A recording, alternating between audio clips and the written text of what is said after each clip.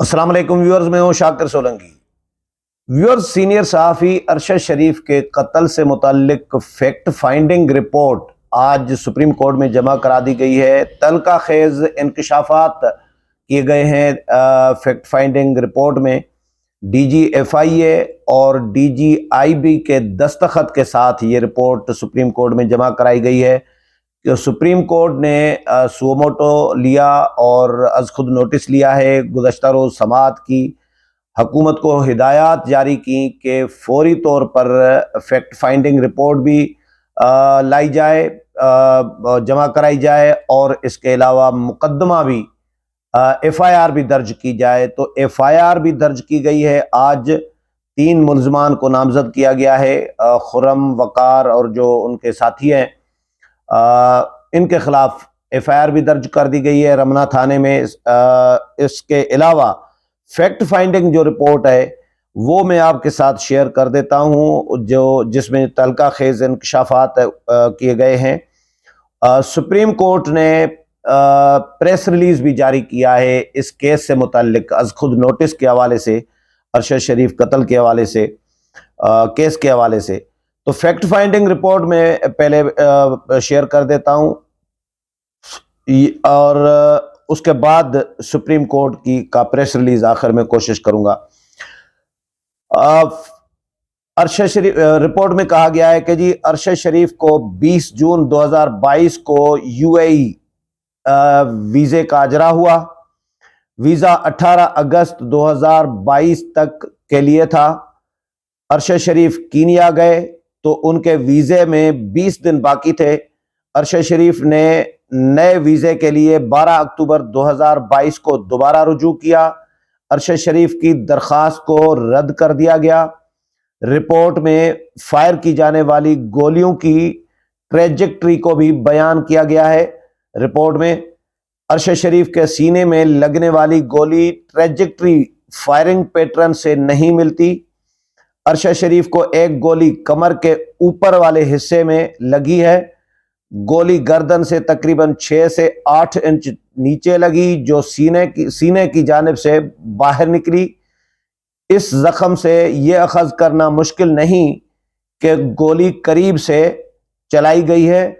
جس زاویے سے گولی چلی اس کے نتیجے میں گاڑی کی سیٹ میں بھی سوراخ ہونا چاہیے تھا، جو کہ نہیں تھا۔ ارشد شریف شہید نے وقار احمد کے گیسٹ ہاؤس میں 2 ماہ 3 دن تک کا قیام کیا۔ رپورٹ کے مطابق وقار احمد کے کینین پولیس اور وہاں کی انٹیلیجنس ایجنسیوں سے روابط ہیں۔ وقار احمد کے کینیا کی نیشنل انٹیلیجنس ایجنسی سے قریبی تعلقات ہیں۔ وقار کے مطابق حادثے کے بعد پولیس نے ارشد شریف کا iPhone, iPad, wallet, 2 U S Bs حوالے کی۔ وقار احمد نے آئی فون اور iPad national intelligence agency کے افسر کو دے دیا۔ ایک دن بعد پاکستانی ہائی کمیشن نے ایک افسر کو ارشد شریف کی چیزیں لینے کے لیے بھیجا۔ وقار کے مطابق اس نے NIS کے افسر کو کال کر کے بتایا۔ NIS کے افسر نے وقار کو پاکستانی ہائی کمیشن کو کسی بھی چیز کو تحویل میں لینے سے روکا۔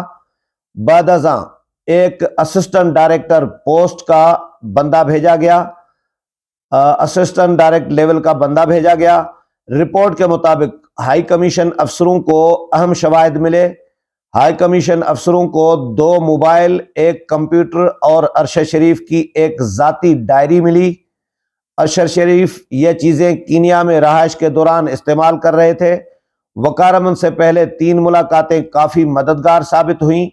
فیکٹ فائنڈنگ ٹیم نے ارشد شریف کی رہائش گاہ کا بھی دورہ کیا۔ رپورٹ میں کہا گیا ہے دورے کے دوران ٹیم کو ارشد شریف کا پاسپورٹ ملا۔ یو ایس بیز پاسپورٹ کی کمیشن کو حوالگی بارے سوال کا جواب تسلی بخش نہیں تھا۔ وقار احمد نے پہلے CCTV فوٹیج دینے کے لیے آمادگی ظاہر کی۔ رپورٹ کے مطابق وقار نے بعد میں CCTV فوٹیج دینے سے معذرت کر دی۔ وقار احمد نے کہا کہ جی فوٹیج لوکل اتھارٹیز کے حوالے نہیں کی گئی۔ وقار نے کہا کہ وکیل اور بیوی نے فوٹیج نہ دینے کا مشورہ دیا ہے۔ فیکٹ فائنڈنگ رپورٹ میں کہا گیا ہے کہ جی فیکٹ فائنڈنگ رپورٹ میں وقار احمد کے چھوٹے بھائی خرم کا بھی ذکر کیا گیا ہے۔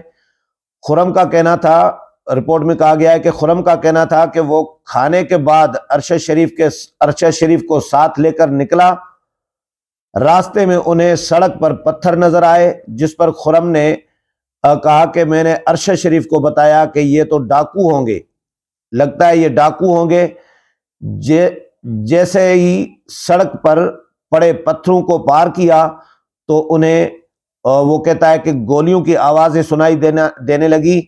گولیوں کی آواز سنتے ہی وہ وہاں سے بھاگ گئے۔ خرم نے محسوس کیا کہ ارشد شریف کو گولی لگی ہے۔ خرم نے اپنے بھائی وقار کو فون کیا اور فارم ہاؤس پر پہنچنے کا کہا۔ فارم ہاؤس 18 کلومیٹر دور تھا۔ فارم ہاؤس پہنچ کر خرم نے گاڑی کو گیٹ پر ہی چھوڑ دیا اور اندر بھاگ گیا۔ خرم کا کہنا ہے کہ ارشد کی ہلاکت فارم ہاؤس کے گیٹ پر ہوئی۔ وقوع کی جگہ سے فارم ہاؤس تک خرم کے علم میں نہیں تھا کہ ارشد شریف زندہ ہے یا نہیں۔ یہ ایک عجیب بات ہے کیونکہ ارشد کے سر میں گولی لگی تھی۔ جس زاویے پر خرم بیٹھا تھا اسے نظر آنا چاہیے تھا کہ ارشد بری طرح زخمی ہے۔ 27 اکتوبر کو ارشد کے وکیل نے ایک سوال پر تحقیقاتی ٹیم کو بتایا کہ ISPR ارشد کا دوسرا گھر تھا۔ یہ ارشد شریف کے وکیل نے بتایا ہے تحقیقاتی ٹیم کو کہ ISPR ارشد شریف کا دوسرا گھر تھا۔ ارشد شریف کے بریگیڈیئر شفیق کے ساتھ بہت قریبی تعلقات تھے۔ حکومت کی تبدیلی کے بعد ارشد شریف اور بریگیڈیئر شفیق کے درمیان اختلافات ہو گئے۔ وکیل نے بتایا کہ ارشد شریف کے خلاف کچھ مقدمات بریگیڈیئر شفیق کے کہنے پر درج ہوئے۔ ارشد کے قتل کے بارے فیصل واڈا کی پریس کانفرنس پر ان سے 15 نومبر کو رابطہ کیا گیا۔ فیصل واڈا سے ارشد شریف کے قتل سے متعلق شواہد طلب کیے گئے۔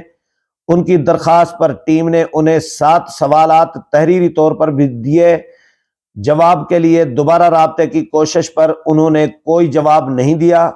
ارشد شریف کے قتل سے متعلق از خود نوٹس فیکٹ فائنڈنگ کمیٹی کی رپورٹ جو ہے سپریم کورٹ میں یہ جمع کرا دی گئی ہے۔ فیکٹ فائنڈنگ کمیٹی کی رپورٹ، یہ جو کمیٹی کی رپورٹ ہے یہ 592 صفحات پر مشتمل ہے۔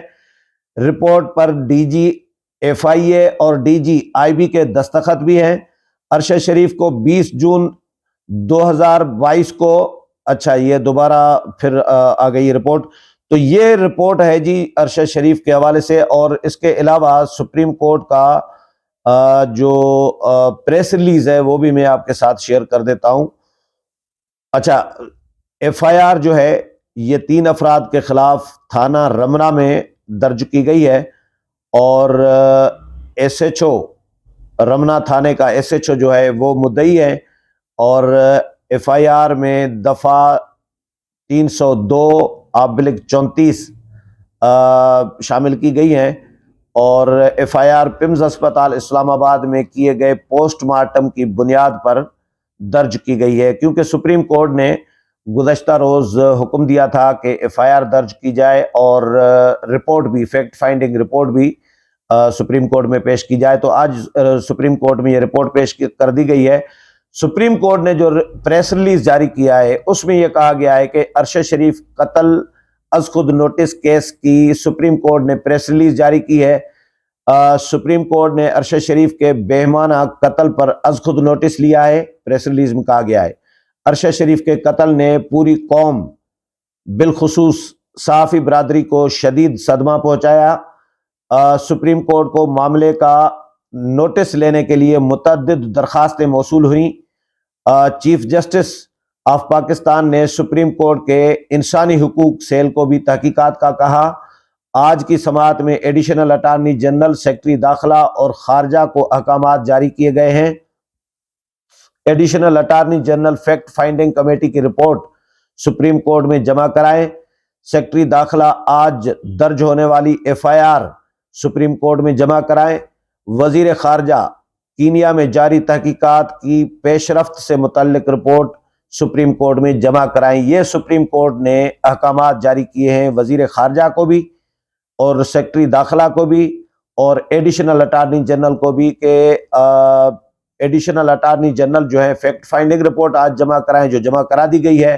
سیکرٹری داخلہ کو کہا گیا ہے کہ ایف آئی آر درج کر کے اس کی کاپی سپریم کورٹ میں جمع کرائی جائے، اور وزیر خارجہ کو کہا گیا ہے کہ کینیا میں جو تحقیقات میں پیش رفت ہو رہی ہے اس سے متعلق سپریم کورٹ کو آگاہ کیا جائے۔ امید ہے پروگرام پسند آیا ہوگا، اگلے پروگرام میں پھر ملاقات ہوگی، تب تک اجازت چاہتا ہوں، اللہ حافظ۔